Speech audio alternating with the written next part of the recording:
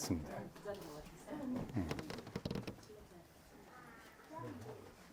오늘은 요한복음 11장 25절부터 끝절까지인데 25절부터 35절까지 읽겠습니다. 예수께서 이르시되 나는 부활이요 생명이니 나를 믿는 자는 죽어도 살겠고 무릇 살아서 나를 믿는 자는 영원히 죽지 아니하리니 이것을 네가 믿느냐? 이르되 주여 그러하이다. 주는 그리스도시요 세상에 오시는 하나님의 아들이신 줄 내가 믿나이다. 이 말을 하고 돌아가서 가만히 그 자매 마리아를 불러 말하되 선생님이 오셔서 너를 부르신다 하니 마리아가 이 말을 듣고 급히 일어나 예수께 나아가며 예수는 아직 마을로 들어가지 아니하시고 마르다가 맞이했던 곳에 그대로 계시더라. 마리아와 함께 집에 있어 위로하던 유대인들은 그가 급히 일어나 나가는 것을 보고 곡하러 무덤에 가는 줄 생각하고 따라가더라. 마리아가 예수 계신 곳에 가서 배웠고 그 발 앞에 엎드려 이르되 주여 여기 계셨더라면 내 오라버니가 죽지 아니하였겠나이다 하더라. 예수께서 이르시되 예수께서 그가 우는 것과 또 함께 온 유대인들이 우는 것을 보시고 심령에 비통히 여기시고 불쌍히 여기시사 이르시되 그를 어디 두었느냐 이르되 주여 와서 보옵소서 하니 예수께서 눈물을 흘리시더라. 아멘. 끝절까지는 우리 다 봐야 되는데 35절까지 읽었습니다. 이 요한복음에 나오는 예수님 주변의 여러 사람들은 다 이제 예수님의 어떠함을 드러내기 위해 기록된 사람들입니다. 요한복음을 쓴 목적이 예수가 누구시며 이제 그가 어떻게 우리에게 생명이 되시는가를 이제 말씀하려는 겁니다. 그러니까 요한복음에 예수님과 관계를 가진 사람들을 통해서 이 요한이 말하고자 하는 목적이 드러납니다. 처음 3장에 니고데모를 만나면서 이제 거듭남에 대해서 말씀하시고 사마리아 여자를 만나면서 그 영원히 목마르지 않는 생수를 말씀하시고 이렇게 해서 이제 11장에 이제 병든 나사로 죽은 나사로에게까지 왔습니다. 이 사람을 통해서는 이제 나는 부활이요 생명이다 하는 말씀을 드러내셨습니다. 요한복음에 7번의 기적과 그 7번의 메시지가 있습니다. 나는 생명의 떡이다. 나는 또 너희가 마실 영원히 목마르지 않은 생수다. 나는 빛이다. 나는 부활이고 나는 생명이다 하는 이 말씀들이 이제 7번의 기적을 통해서 예수님이 이런 분이다 하는 것이 드러나고 있습니다. 이 마지막 기적이기도 하고 인간에게 있어서 가장 이제 마지막 원수가 바울의 표현으로 하면 사망이라고 했거든요. 사망을 이긴다 이것이 이제 가장 중요한 메시지죠. 기독교는 이제 부활의 종교라고 이야기를 합니다. 죽은 자까지 살릴 수 있다. 이 소망이 이제 우리 소망입니다. 이것은 하나님이 이제 못 살릴 상황이 없다는 말입니다. 육신이 죽어서 어떻게 육신이 다시 사는지는 우리가 경험해 볼 수 없고 다 누구도 모릅니다. 성경에 예수님이 그러하셨고 또 여기 나사로가 죽었다가 살아나셨다 해도 우리 육신적인 일은 모릅니다. 이스라엘 백성에게 하나님이 약속하신 약속은 이제 1차적으로는 다 육신적인 약속입니다. 내가 땅을 동서남북을 바라보라. 그 땅을 내게 줄 것이다. 그리고 내 후손이 바닷가에 모래 같고 하늘의 빌같이 많아질 것이다. 말 그대로는 분명히 육신적인 축복인데 그 실제적으로 이 축복은 우린 영적인 복으로 해석을 합니다. 하나님의 나라, 하나님이 세우신 하나님 나라가 어디 있느냐? 그건 이스라엘 땅에 있지 않고 우리 그리스도 안에서 이루어진 경험으로 그렇게 우리 받아들이고 있습니다. 그렇다면 이제 이 신약 성경도 마찬가지로 나는 부활이요 생명이니 나를 믿는 자는 죽어도 살겠고 살아서 나를 믿는 자는 영원히 죽지 않는다. 영원히 죽지 않는다는 것이 어떻게 우리에게 이루어지는가? 이스라엘이 육신적인 약속을 붙잡고 소망하다가 아직까지도 그 육신적인 문제가 해결되지 않은 채로 있듯이 우리도 이걸 육신적인 문제로 이해를 하면은 답을 얻을 수가 없습니다. 영적인 축복으로 알아야 되고 우리 영원히 산다는 것, 이제 바울이나 또 요한이 요한계시록에 표현한 대로 사망을 이기는 생명, 어떤 것도 나를 어두움 속에 또 무덤 속에 머물러 있게 할 수 없는 이제 그 생명이 이제 부활 생명입니다. 하나님이 죽은 자를 살리신다는 것은 내가 죽었다는 것은 이제 끝난 것이잖아요. 다 끝난 것. 이제는 더 어쩔 수 없다 하는 그 상황에서라도 하나님이 살리신다. 이건 실제로 우리의 경험이 될 수가 있습니다. 나로선 도저히 안 된다는 내 한계의 자리에서 하나님은 나의 죽음까지라도 쓸 수가 있다. 나의 실패와 좌절과 허물과 깊은 어두움까지라도 이제 쓸 수 있다는 말입니다. 그래서 예수님이 죽으신 이후에 그 3일 동안 무덤에서 뭐 하셨는가? 이제 거기에 대한 기록이 없는데 베드로는 그렇게 기록하고 있습니다. 그가 영으로 음부에 있는 영들에게 가셨다. 그 영들에게 가셔서 이제 전파하셨다. 복음을 전파하셨다는 겁니다. 그 영들은 노아의 때 구원받지 못하고 멸망받은 사람들이다. 이렇게 말했으니까 이제 구제불능의 사람들이죠. 이제 구제불능의 사람들에게까지 전파가 되셨다. 이 죽은 자를 살리시는 하나님의 능력이 이제 전파되셨다는 겁니다. 우리의 그 소망, 이건 부활의 소망인데 나중에 먼 훗날 몸이 다시 살아난다. 이것이 아니라 하나님이 우리의 어떤 상황도 살려내실 수 있다. 그 메시지입니다.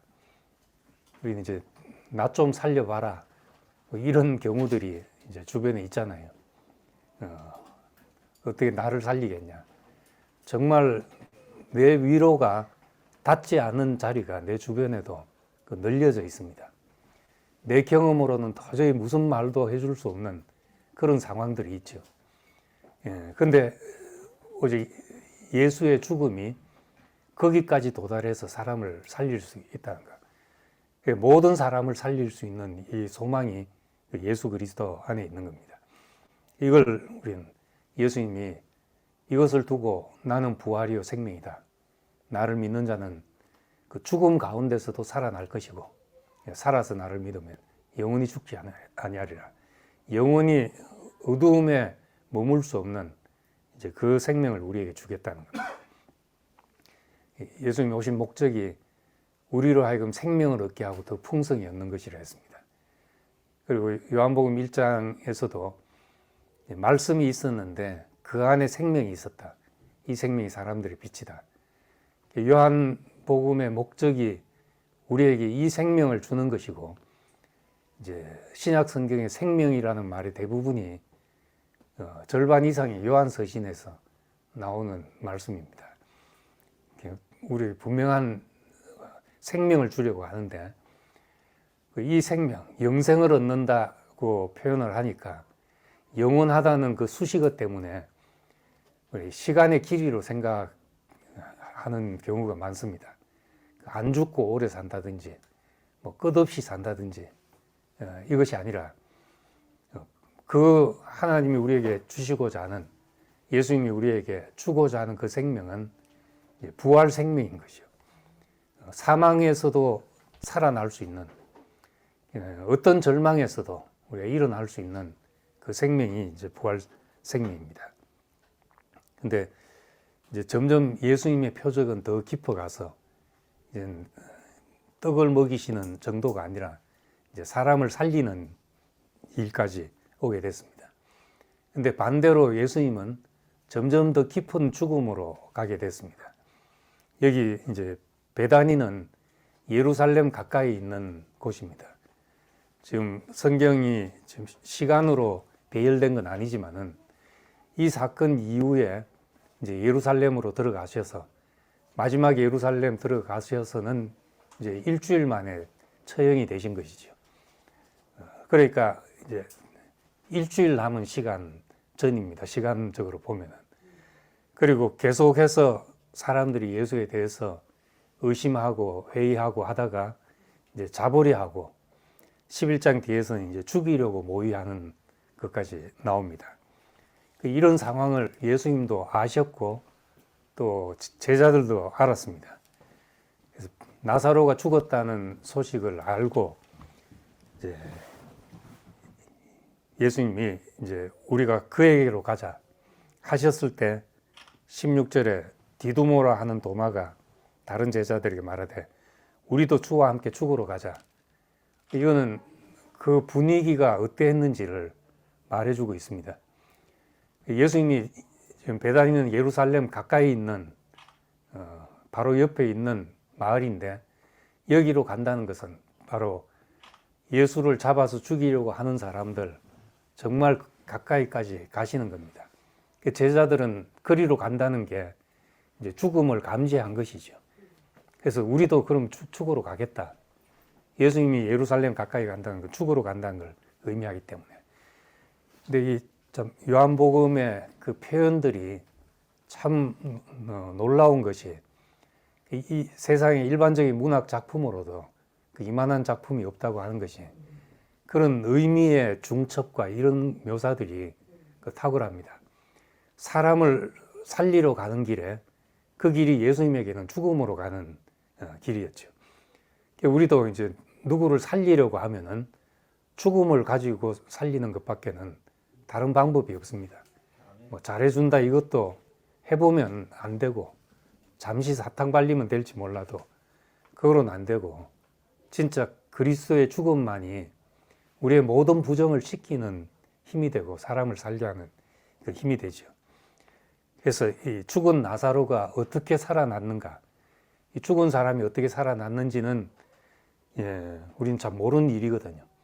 그런데 예수님은 자신이 죽음으로 가면서 나사로를 살리신 거죠. 사실은 성경에 나온 모든 이적의 원리가 다 마찬가지입니다. 물이 변화의 포도주가 됐다. 어떻게 그렇게 됐는지는 설명이 없습니다. 그런데 우리 인생이 물 같은 인생이 어떻게 포도주 같이 되냐? 발효되는 것이잖아요. 달리 말하면 썩는 것인데 우리는 어차피 썩을 인생인데 하나님에게 유익하도록 썩으면 그것이 이제 물 같은 인생이 포도주 같은 인생으로 바뀌는 거니까 원리가 다 같은 겁니다. 출애굽기에 나오는 쓴물이 단물이 된다. 거기도 한 나무 가지를 꺾어서 거기에 물 속에 집어넣었더니 그렇게 됐다.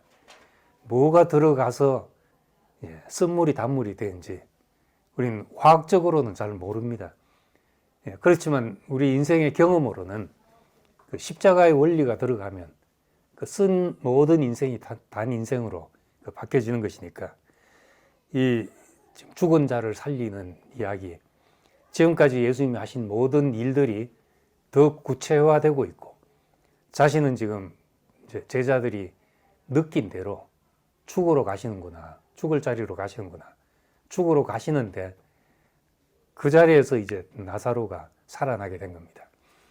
무덤에 배를 동이고 있는 사람이 어떻게 다시 살아났냐, 이거는 우리가 다 설명할 수 없지만은 우리 주변에 사망에 있는 사람이 어떻게 살아가냐, 그건 내가 더 깊은 죽음의 자리로 갈수록 살아난다는 것은 우리가 경험할 수 있는 일입니다. 오늘 여기서 이제 이 죽음과 함께 그 마리아와 마르다 이야기가 상세하게 좀 구체적으로 이렇게 기록되고 있습니다. 이것을 통해서도 뭔가 말하려고 하고 있으니까 많은 지면을 할애해서 이제 기록하고 있습니다. 마리아와 마르다 이 남매고, 누가복음에 보면은 이제 다른 표현으로 두 사람, 예수님이 오셨는데 마리아는 예수의 발 앞에 앉아서 말씀을 듣고 있고, 또 마르다는 예수님을 위해서 뭘 하느라고 이제 분주했다, 이렇게 말합니다. 이 한 사람은 주님 자신이 소중했던 사람이고, 한 사람은 주님을 위한 일을 중요하게 여겼던 사람입니다. 근데 이걸 이제 마르다가 옳고 마르다가 그르다, 우리가 이제 그렇게 말할 수 없고, 우리 안에 이 두 사람이 늘 같이 있고, 이건 우리에게 항상 같이 있는 문제입니다. 구약에 보면 하나님이 에서를 미워하였고 야곱을 사랑하였다, 이렇게 하자면 그 말만 보면 한 사람을 사랑하고 한 사람을 미워하는 것처럼 보이잖아요. 근데 우리 자신으로 보면은 야곱의 성질도 우리 안에 있고 에서의 성질도 우리 안에 있지요. 그렇기 때문에 이제 우리 안에서 그 이 둘이 어떻게 온전해지는가가 중요합니다. 이 마르다와 마리아가 예수님이 가까이 오셨다는 이야기를 듣고 이제 자기 오라비가 병들었는데 사람들을 보냈습니다. 보내서 병들었다는 소식만을 전했습니다. 정말 필요한 상황 같으면 오라고 하지 않았겠습니까? 예수님 오십시오 하고 당장 그렇게 했을 텐데, 오라고 할 수 없는 상황은 마르다 마리아도 알았던 거죠. 와서 죽을 수도 있다는 그 상황을 알았는데, 근데 예수님은 이틀을 더 머뭇거리시고 이제 죽었다는 소식을 듣고 또 근처로 가셨습니다. 그때 이제 보면 마르다가 달려왔습니다. 20절에 보면 마르다는 예수께서 오신다는 말을 듣고 곧 나가 맞이하되 마리아는 집에 앉았더라. 이 두 사람의 행동을 이제 같이 이렇게 다 소상히 기록하고 있습니다. 성격 차이인지 어쨌든 한 사람은 예수께 달려왔고, 마리아는 뭐 삐졌을 수도 있는데 왜 죽기까지 안 오셨습니까? 할 수도 있는데 집에 그냥 왔다는 소식을 듣고 앉아 있었다는 거죠. 마르다는 가서 주께서 여기 계셨더라면 내 오라비가 죽지 아니하였겠습니다 하니까, 이제라도 무엇이라도 구해도 다 하나님께서 구하시는 것을 주실 줄 압니다 하니까 내 오라비가 살아날 것이다, 이렇게 말했고, 마르다는 이제 그렇게 믿기지가 않았기 때문에 자기대로 이 말을 받아들였습니다. 마지막 날 부활의 때는 다시 살아날 줄 내가 아나이다. 그러니까 예수님이 이르시되 나는 부활이요 생명이니 나를 믿는 자는 죽어도 살겠고, 저처럼 이렇게 조용하게 말하지 않고 아마 조금 힘주어 말하지 않았겠나, 답답하셔가지고 내가 이것을 믿느냐 하고 이제 말씀하니까 그렇습니다, 믿습니다, 주는 세상에 오시는 하나님의 아들이신 줄 내가 믿나이다 이제 하니까, 그 다음 이제 28절에 이 말을 하고 돌아가서 가만히 그 자매 마리아를 불러 말하되 선생님이 오셔서 너를 부르신다 하니, 굉장히 차별하는 것 같잖아요. 지금 이제 마르다하고 이야기하다가 니 가고 동생 불러오라고 하는 말이 마리아 듣기에는 마르다가 듣기에는 아주 기분 상할 일일 수 있습니다. 근데 이제 마리아가 가서도 또 똑같은 이야기를 했습니다. 갔는데 마르다가 맞이했던 그곳에 그대로 계시더라. 한 발짝도 움직이지 않고 계셨던 거죠. 병들었다는 소식을 듣고 이틀을 더 머물러 계시고, 또 내 친구 나사로가 죽었다는 이야기를 듣고 잠자는 거 깨우러 가자 하고 가셔가지고 근처에 가셔서 그냥 그대로 계시다고, 마리아가 올 때까지 그대로 있었습니다. 요한복음은 이 예수님의 특별한 사랑을 그냥 드러내고 있죠. 이 요한 서신을 기록한 사람도 예수께서 사랑하시던 제자 이렇게 기록하고, 또 이 마리아에 대한 그 사랑도 이렇게 표현하고 있습니다. 근데 이제 왜 이 사람만 사랑하고 나는 아니냐 이럴 것이 아니라, 예수님이 사랑하는 그 성질 속에 우리도 다 포함되어 있는 겁니다. 그렇게 보면 이 마르다도 우리고 마리아도 우린 거죠. 이 두 사람은 이제 처음 말한 대로 그 일이냐 사람이냐 하는 문제로 이제 나누기도 합니다. 무엇이 우리에게 더 소중한 건가? 하나님이 우리를 창조하셨을 때 그 창조하신 목적은 우리와의 관계를 위해서이죠. 요한 1서에 그 태초부터 있는 생명의 말씀을 우리에게 전한 것은 우리로 사귐이 있게 하려 함이라. 하나님과 사람 관계를 가지시려고 우리를 부르셨습니다. 그 관계 가지기 위해서 두 양식을 주셨습니다. 생명나무 열매와 선악과를 주셨는데, 생명나무 선악과는 먹지 말라 하신 것은 반대로 말하면 이제 우리가 생명과를 먹고 관계를 가지도록 지었다는 말입니다. 생명나무 열매는 하나님의 생명과 본성을 우리에게 누리게 하는 것인데, 관계를 가짐으로써 하나님의 생명을 누리게 하는 관계를 위한 양식이라고 할 수 있고, 선악과는 이제 성경 뒤에 있는 것을 우리가 유추해서 본다면은 종을 위한 양식이라고 말할 수가 있습니다.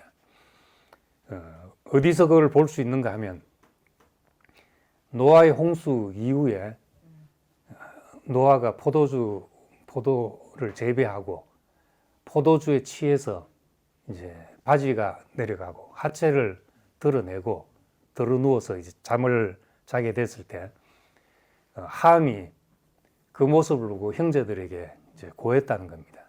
형제들에게 그걸 고했다는 것은 이제 판단했단 말이죠.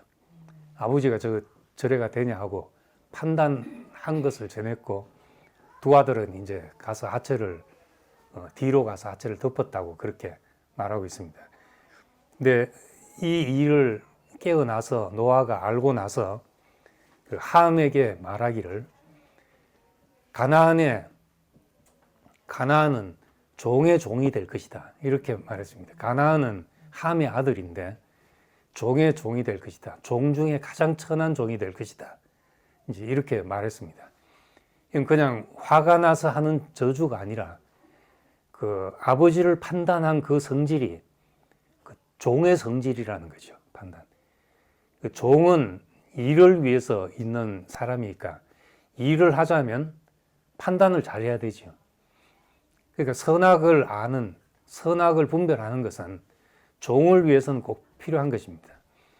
왜 선악과를 그렇게 두시고 먹지 마라 했는가? 그건 종도 있어야 되기 때문에 이제 그런 거죠. 이 얘기를 이제 뒤로 바울은 아브라함의 아내 사라와 하갈을 그렇게 해석했습니다. 두 아내가 있었는데, 두 여자가 있었는데, 하나는 자유케 하는 여자고 하나는 종이다. 이 종은 신의 산으로부터 온 여자다 그렇게 말했습니다. 신의 산은 율법을 받은 곳이잖아요. 갈라디아서 4장에 있는 이야기인데, 근데 그 구약 성경 어디를 봐도 하갈이 신의 산 출신이라는 이야기가 없습니다. 이건 비유한 것이죠. 신의 산은 율법을 받은 곳인데, 이 율법이 종과 주인의 관계의 그 계약이라는 겁니다. 그 율법을 잘 지킨다. 종은 주인의 말을 잘 지켜야 되죠. 근데 아들은 아버지의 말을 지키는 것이 아니라 그냥 그 생명으로 그렇게 사는 것이거든요. 이것이 이제 자유케 하는 사람이라는 겁니다. 내가 뭘 해야 되겠다 하고 하는 것이 아니라 내 생명대로 하는데 그 아버지의 뜻이 그대로 나타나는 것. 이걸 비유해서 자유하게 하는 여자에게서 난 아들이라고 그렇게 말합니다. 그러니까 이런 종에게서 난 것이죠. 신에서는 율법을 받은 것이고 이것이 지금 있는 예루살렘 같은 곳이다. 바울이 참 표현을 아주 완곡하게 절묘하게 해서 그렇지 직설적으로 이야기하면 지금 너희가 율법하고 있는 예루살렘은 너희는 지금 종이다. 이 얘기를 하고 있는 것이거든요. 종의 양식이 결국 그 옳고 그름을 판단하고 이제 분별하는 거니까 가나안의 길이고 율법의 길이고 그 하갈의 길이고 이렇게 묘사가 되어 있습니다. 하나님이 종을 위해서 종도 양식이 있어야 되니까 종을 위해서 선악과를 주셨고 이 두 개가 우리에게 늘 있습니다. 근데 성경에 이제 한편으로는 우리를 청지기로 비유하고 또 한편으로는 아들로 비유합니다. 우리는 어떤 면에서는 종이죠. 우리가 궁극적으로 우리를 아들로 마지막에는 신부로 우리를 부르시지만은 우리는 또 맡은 자로 생각하면 종인 것입니다.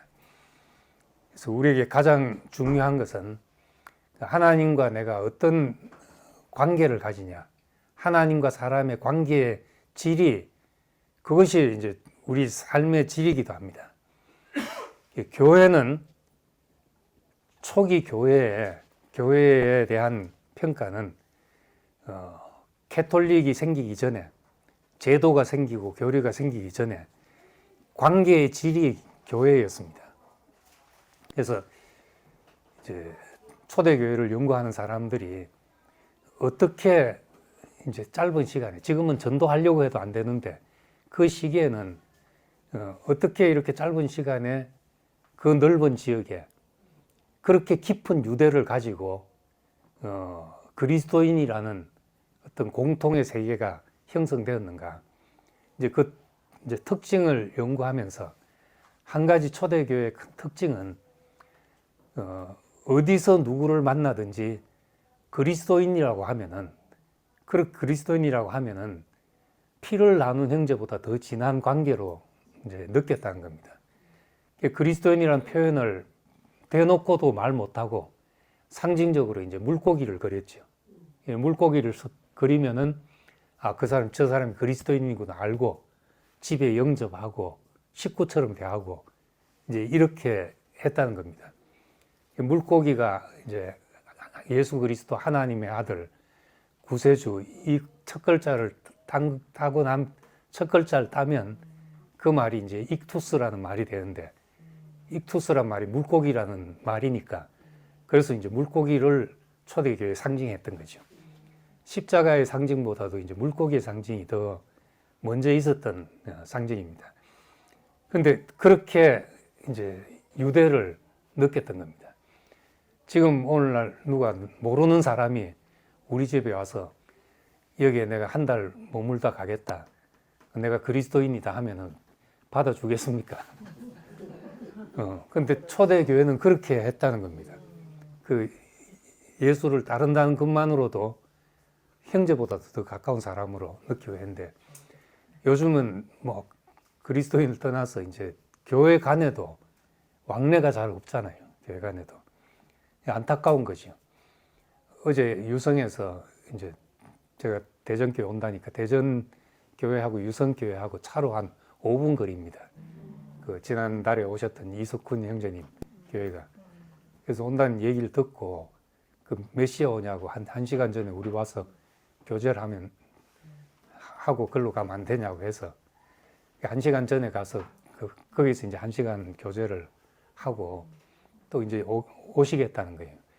한 10여 명이 이제 와서 꽉 차게 교제를 했는데 그 다 흐뭇하고 전혀 벽을 못 느끼고 말씀을 나누는데도 벽이 없고 그래서 참 그렇게만 되면은 우리가 옆 교회도 그냥 가고 싶을 때 언제라도 갈 수 있는 교회가 되면은 얼마나 좋겠다는 생각을 했습니다. 근데 초기 교회는 그렇게 했던 거죠. 이 관계, 그래서 처음 교회는 관계의 질로 결정을 했던 겁니다. 교회가 어떠냐, 이게 뭐 건물이 있냐도 아니고 몇 명 모여 있냐도 아니고 어떤 관계를 가지고 누리냐, 어떤 사귐이 있냐, 이것이 교회의 성격을 말해주는 것이 됐습니다. 이제 그래서 이 마리아가 우선적으로 이 예수님의 사랑을 받는 사람으로 표현되고 했던 것은 예수 자신이 소중했던 사람이기 때문입니다. 근데 그렇다고 이제 우리가 마르다를 내팽개칠 수는 없잖아요. 그럼 오늘 점심도 못 먹습니다. 마르다면 우리가 만남을 위해 만나게 되면 일이 생깁니다. 우리 이렇게 있다가 지나가면 청소할 일도 생기고 설거지할 일이 생기죠. 근데 이제 일이 앞서게 되면 이런 일 때문에 싸우면 이제 본질이 없어지는 거죠. 그래서 사람만큼만 하면 이제 되는 문제인데 예수님은 오히려 반대로 내가 온 것은 섬김을 받으려 함이 아니라 섬기려 하고 내 목숨을 많은 사람의 대속물로 주려 함이라 그랬습니다. 그래서 우리 일은 내가 그 일을 해서 내가 내 이름이 새겨지고 또 내 어떤 완장이 채워지고 내 주도권이 거기에서 잡아지고 이렇게 되기가 참 십상입니다. 그런데 그렇게 되어버리면 말짝 도루묵이 된 거죠. 그건 모든 관계에 독이 되는 것이거든요. 누구에게 완장이 채워져 있고 누구 이름표가 새겨진 데는 갈 수가 없습니다.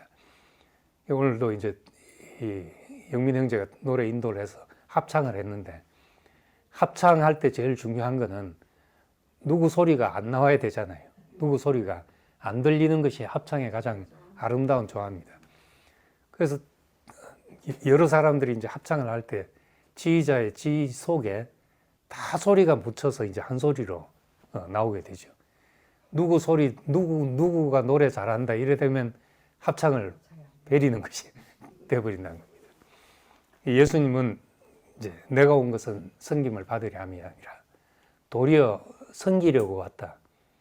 이 일은 그 섬김이고 우리가 누구를 섬긴다는 마음으로 하면은 아무 문제가 없고 아무 잡음이 없죠. 우린 교회를 시작하고 저는 하여튼 또 일이 생길 텐데 싶어서 이제 주저하고 이제 장소를 뭐 구하겠다고 하는 걸 몇 번 주저하고 이제 장소 없는 게 더 낫지 않겠냐 했는데 매주 빌리는 것이 좀 그것도 쉬운 일이 아니라 가지고 또 돈도 그런다고 적게 드는 것도 아니고 그래서 이제 하자 하고 하는데도 이 일이 생기면 또 문제도 생기는 거죠. 일 때문에. 근데 참 그 과정 속에서 너무나 은혜롭게 다 섬기는 마음으로 이렇게 진행이 되고 그냥 그 화장실 청소만 해도 난 이렇게 내가 몸둘 곳이 있다는 것이 감사하다. 이런 마음으로 사는 분들이 제일 감동이고 감사했죠. 꼭 큰 일을 해서보다도 그 마음이 이제 교회되게 하는 것이거든요. 그런 분들은 무슨 일이 지나가도 다 잠잠하게 조용하게 지내게 됩니다. 그래서 우리는 사람과 사람이 있는 곳엔 또 섬김이 있게 되어 있습니다. 요한복음 10장에 보면 나 있는 곳에 나를 섬기는 자도 있다 하는 말이 나옵니다. 그러니까 예수님만 소중하고 뭐 일은 필요 없어가 아니라 이건 항상 가치 있는 일이죠. 나 있는 곳에 나를 섬기는 자도 있다. 그 섬김으로서 함께 하면은 그 사람이 하는 일에는 오히려 예수님의 어떠하심이 드러나고 우리의 모든 관계를 축복이 흐르게 하는 그 윤활유 같은 역할을 하게 되는 겁니다. 그래서 저는 늘 이렇게 요한복음 처음 시작할 때부터 그 억울한 사람들을 좀 복권시켜야 되겠다는 생각을 가지고, 이 세례 요한도 얼마나 비하하기 쉽습니까? 예수님하고 비교해서 저거는 그냥 소리일 뿐이고 했는데, 그 세례 요한 같은 디딤돌이 있고 길을 예비한 사람이란 말을 좋은 말로 바꾸면 선구자라는 말입니다. 하나님 나라 이 메시지, 이것도 세례 요한이 시작했죠. 회개하라 천국이 가까웠다. 세례 요한의 구호였습니다. 그러니까 이 세례 요한은 더 높이 평가하는 사람은 선구자라고 말하고, 더 높이 평가하는 사람은 예수의 스승이었다고까지 말하는 사람도 있습니다. 그 다음 이제 뒤에 이제 가룟 유다의 이야기도 나오는데, 지금 가톨릭에서는 이 가룟 유다를 복권시켜야 된다는, 베드로가 한 일과 가룟 유다가 한 일이 다르지 않다. 그리고 우리가 안 대로 돈을 사랑해서 그걸 팔았다. 이건 이제 제자들이 가졌던 이제 편견일 수도 있다. 또 니고데모도 마찬가지잖아요. 우리 말귀 못 알아듣는 사람 하면 니고데모, 이렇게 얼마나 훌륭한 사람인데 거기다 갖다 붙입니까? 니고데모가 있어서 복음 중에 복음이라는, 하나님이 세상을 이처럼 사랑하사 독생자를 주셨다 하는 메시지가 나오게 된 것입니다. 그리고 이 마르다가 있어서 그 예수가 가는 길이 예비되었죠. 우리는 어디든지 나 있는 곳에 나를 섬기는 자도 있다 한 것처럼, 이 마리아와 마르다가 이 두 사람이 아니고 한 사람으로 우리 안에 있어서 나는 이 일만 한다, 이럴 수가 없고, 나는 이게 중요하다 이렇게만 할 수 없고, 예수가 소중하면 그를 섬기는 일이 함께 있게 되는 겁니다. 그래서 오늘 말씀, 이 부활을 위해서, 죽은 자를 살리는 일을 위해서 예수님이 죽음으로 가시고, 이 죽음을 예비하는 일을 마리아가 마르다가 이제 함께 하게 됩니다. 그것이 이제 12장에 나오고, 이 11장 마지막에는 이제 전제로서 대제사장이 한 말이 50절에 한 사람이 백성을 위하여 죽어서 온 민족이 망하게 되지 않는 것이 너에게 유익한 줄 생각하지 않느냐. 예수를 죽여야 되겠다. 한 사람이 죽고 모든 사람이 사는 게 낫지 않냐.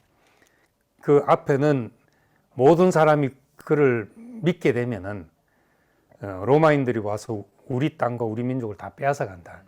이렇게 해서 예수 한 사람 죽이고 우리가 살자 하는 말을 했습니다. 근데 이 말 속에 한 사람이 죽고 이제 이 민족이 망하게 하지 않는 것이 낫지 않냐 하는 말이, 대제사장은 자기 계산으로 한 말이지만은 여기 요한의 해석은 이제 51절에 이 말은 스스로 함이 아니고 그의 대제사장으로서 예수께서 그 민족을 위하시고 그 민족을 위할 뿐만 아니라 흩어진 하나님의 자녀를 모아 하나가 되게 하기 위하여 죽으실 것을 미리 말함이라. 그러니까 제사장은 재물을 잡는 사람이잖아요. 재물을 잡아서 백성의 죄를 사해주게 하는 사람인데, 지금 대제사장은 자기도 모르게 그런 일을 하고 있다는 거죠. 예수 한 사람을 잡아서 그 민족을 살게 하고 모든 사람을 살게 하는 이런 일을 하고 있다. 이 요한복음의 메시지와 사건이 정말 하나하나 보면은 그렇게 이제 중첩되면서 우리를 그 영원한 의미 안으로 끌어가고 있습니다. 그러니까 요한복음을 읽으면서는 우리가 문자 그대로 표면적으로 생각할 수가 없습니다. 나사로가 부활했다. 정말 시체로 죽은 지 숨 끊어진 지 3일 된 사람이 살아나냐 안 살아나냐 이런 문제로 생각하면 요한복음의 메시지를 다 놓치게 되죠. 우리가 포기하고 그냥 무덤에 던져버린 일까지, 던져버린 사랑까지, 그런 내 처지까지도 하나님은 살게 하셔서 우리 인생 가운데 일어난 일을 쓰지 못할 것이 없다. 하나님은 나의 가장 깊은 어둠까지라도 우리는 살리시고 쓰신다 하는 이것이 이제 우리의 부활의 소망입니다. 이 부활의 소망 안에 나사로도 있고 마리아도 있고 마르다도 있고 다 한 사람으로서 우리 이 세 사람이 다 동시에 주님 부활 안에서 경험될 수 있기를 소망합니다. 네, 기도하겠습니다. 은혜로우신 아버지 하나님, 참 이제 죽은 나사로를 살리기 위해서 죽음을 향해 가시는 그 주님의 모습을 우리가 보았습니다. 이것이 우리가 살아가는데 영원한 원리가 되어서 우리가 누군가를 살리기 위해서 우리는 또 죽음을 향해 가는 그런 사람으로 살게 되기를 원합니다. 또 우리는 주님 자신도 소중하고 주님 근처에서 참 문지기라도 족하다는 그런 사람의 마음도 우리에게는 소중합니다. 내가 주님이 소중하면 소중할수록 더더욱 섬기는 자가 되기를 원하고 우리의 형체가 없고 우리의 이름이 없고 아무것도 없이 우리가 사라진다 하더라도 주님 자신이 우리에게 보화가 되고 소망이 되기를 원합니다. 우리 이 평택에서 한 달에 한 번씩 모여서 참으로 가난한 마음으로 은혜를 사모하고 기다리는 사람들이 이렇게 만나게 하신 것을 감사드립니다.